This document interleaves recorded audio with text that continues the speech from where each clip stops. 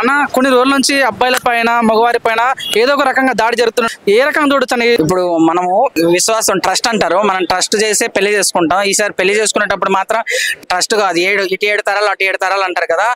100% 7 రోజులు స్పై అయితే చేయాలి. ఎందుకంటే స్పై చేయడం కూడా చట్టరీత్యా నేరము. కాకపోతే మన మన మన చావుకు వస్తుంది కదా. ఇప్పుడు వాళ్ళకి ప్రివెన్షన్ ఆఫ్ సేఫ్టీ అనేటట్టు మనకు కూడా అంతే. కాబట్టి నమ్మద్దు ఆడవాళ్ళని, అంటే అందరు ఆడవాళ్ళని కాదు, కొందరు ఆడవాళ్ళని నమ్మద్దు అనే ఆడవాళ్ళని చేత పెళ్లి చేసుకుంటే మాత్రం మొగ్గ గుడిసిపోతారు. జాగ్రత్తగా ఉండండి.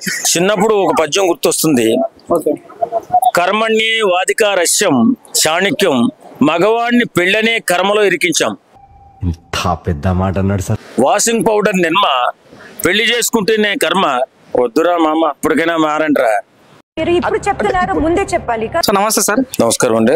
సార్, గత కొన్ని రోజుల నుంచి మగవారి పైన ఏదో ఒక రకంగా దాడి జరుగుతూనే ఉంది. డ్రమ్ అని, అనమోన్ అని ఏదో ఒక రకంగా దాడి జరుగుతూనే ఉంది. రీసెంట్ గా కర్ణాటకలోని బ్రిడ్జ్ పై నుంచి భార్యని తోసేసింది. సో ఎలా చూడొచ్చు సార్? మీకు ఆ విషయం తెలుసా సార్? ఎలా అనిపించింది మీకు? కాలం ఎప్పుడు ఒకేలా ఉండదనడానికి నిదర్శనం ఇదే. ఒకప్పుడు మగాళ్ళ వల్ల ఆడవాళ్ళు చంపబడ్డారు, తోయబడ్డారు. ఇప్పుడు ఆడవాళ్ళ టైం వచ్చినట్టుంది. ఈ మధ్యకాలంలో చాలా మంది భర్తలను చంపడం, ప్రియుడు మోజులో పడేసే తల్లిదండ్రులను చంపేయడం, ఇన్ని రకాలుగా ఆడవాళ్ళు మర్డర్లు చేస్తున్నారు. ఇప్పుడున్నటువంటి పరిస్థితిలో దీన్ని అవేర్నెస్ గా తీసుకుని ప్రభుత్వాలు స్పందించి దీన్ని ఒక కార్యక్రమంలా చేయకపోతే ఫ్యూచర్లో చాలా ప్రమాదాలు జరిగే అవకాశం కనపడుతుంది. ఎందుకంటే మగవాడు ఆడదాన్ని చంపినా, ఆడదాన్ని మగవాడు చంపినా ఒకటే రకమైన శిక్ష ఉంటుంది.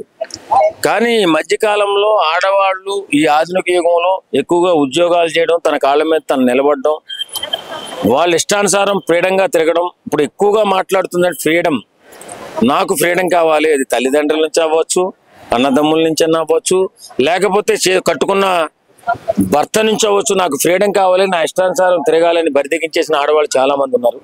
అలా బరిదెగించేసి ఫ్రీడమ్ అని పేరుతో విస్తృతంగా తిరుగుతూ ఎన్నో చేయకూడని పనులు చేస్తూ సమాజాన్ని చెడ్డ పేరు తీసుకొస్తున్నారు ఆడవాళ్ళు.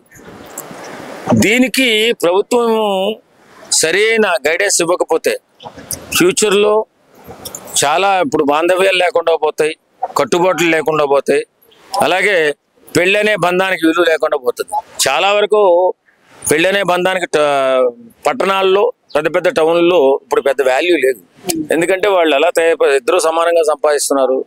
ఇద్దరు సమానంగా ఉన్నప్పుడు ఫ్రీడమ్ కావాలని కోరుకుంటున్నారు. ఫ్రీడమ్ కావాలనుకుంటే ఫ్రీడమ్ అంటే దేనికి గురించి కావాలి? మన సంసారాన్ని మనం సగ్గదిద్దుకోవడానికి ఫ్రీడమ్ కావాలి తప్ప విచ్చలవిడిగా తిరగడానికి ఫ్రీడమ్ కావాలని చెప్పి కోరుకున్నప్పుడు అది వివాహ బంధానికి ఆటంకపరిచేటటువంటి కార్యక్రమం. సార్, సెల్ఫీ దిగమని బ్రిడ్జ్ మీద తీసుకెళ్లి ఆ తర్వాత తోసేయడం జరిగింది. తర్వాత తను మొత్తం వెళ్ళి లాస్ట్ వరకు వెళ్ళేసి ఆ గుట్ట ఎక్కి తర్వాత అక్కడ నుంచి తాడలేసి బతకడం జరిగింది. ఎలా అనిపించారు ఆ న్యూస్ చూసినప్పుడు? అనిపించడం ఏంటండి, భయం వేస్తుంది కదా. ఇంతకుముందు మగవాళ్ళ ఆలోచనలు ఉండేవి అలాగా. సరైన భార్య దొరకకపోతే ఎక్కడైనా తోచి చంపితే బాగుండ్రా అని. ఇప్పుడు ఆడవాళ్ళు కనిపిస్తుంది, సరైన భర్త దొరకకపోతే చంపేద్దాంరా అని. సరైన భర్తనే అవసరం లేదు. మోజు తీరిందంటే ఆడదాన్ని చంపేయాలని మగవాడు ప్రయత్నం చేశాడు కొంతకాలం క్రితం. ఇప్పుడు మోజు తీరంగా మగవాడిని చంపేయాలని ఆడది ప్రయత్నం చేస్తుంది.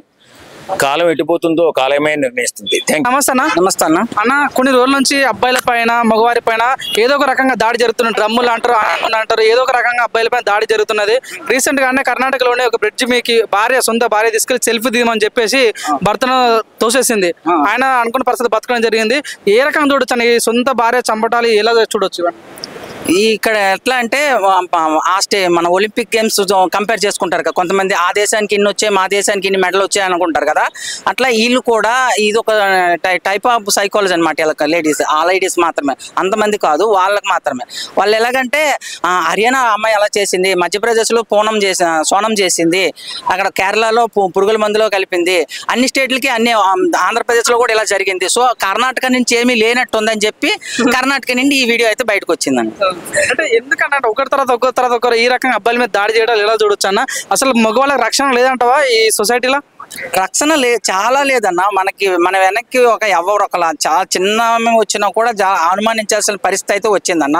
సొంత భర్తనే అట్లా తోసేసిందంటే ఆమె క్యారెక్టర్ అక్కడే అర్థమవుతుంది. సో ఇలాంటి లేడీస్ తో చాలా అంటే చాలా డేంజర్, చాలా జాగ్రత్తగా ఉండాలి. లేదంటే మనం అబ్బాయిలు చాలా ఇబ్బంది పడతారు. మీరు ఒక వీడియో సోషల్ మీడియాలో ఒక వీడియో చూసుంటారు, కోతిని కూడా గుడికి ఇచ్చి ఆ గాలిలోకి ఎగరేసేసింది. సో అమ్మాయిలు కోతిని కూడా చంపేసే స్టేజ్కి వచ్చేసారంటే అట్లాంటి పర్టికులర్ అమ్మాయిలతో జాగ్రత్తగా ఉండాలి.